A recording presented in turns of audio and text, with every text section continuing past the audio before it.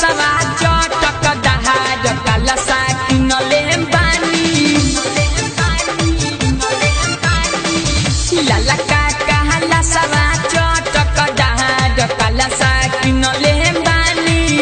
एही रे काला सवा के झिझिया हम बनवले बानी एही रे काला सवा के झिझिया हम बनवले बानी चढ़ गइले बाटे नवरहा त काला सा किनले बानी लाला का कहला सवा चटक दहार काला सा किनले बानी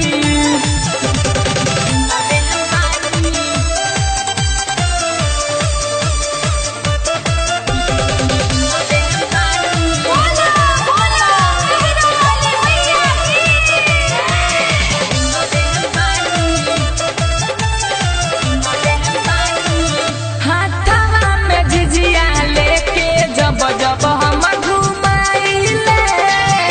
सखी सब मिली जुली गीतिया के गाइले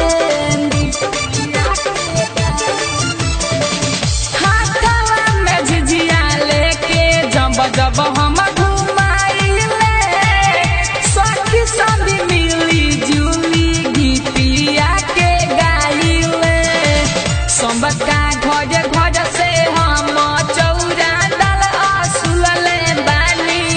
सबका घर घर से हम चौरा दल असुले बानी चढ़ गइले बाटे नवरहा त कलसा किनले बानी लाला का कहला सवा चटक दहार कलसा किनले बानी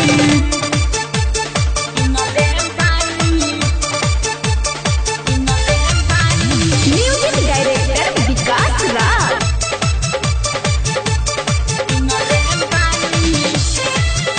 म्यूजिक बाय नीतू माइकल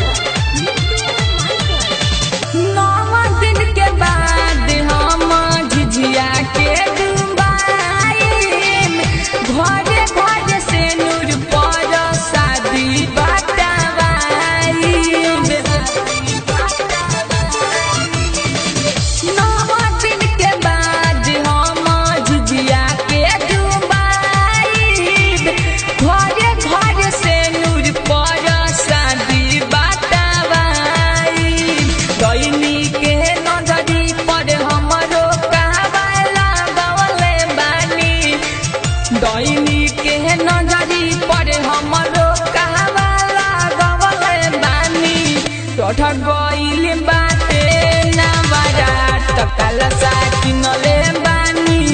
लाला का कहला सवा चटक दहार कलसा किनले बानी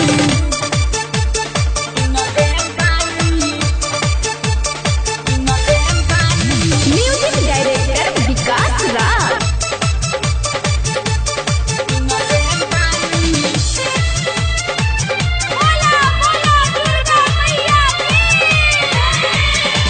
घर से निकली डैनी दुआरा पर आवेले सब लोग देखे हम झिझिया घुमाइले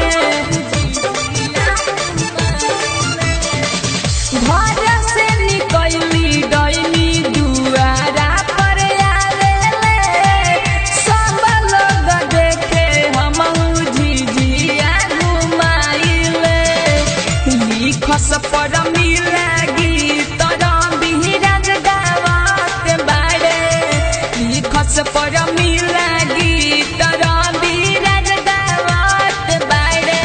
चढ़ गइले बाटे नवरहा त कलसा किनले बानी लाला का कहला सवा चटक दहार कलसा किनले बानी माइकल रिकॉर्डिंग स्टूडियो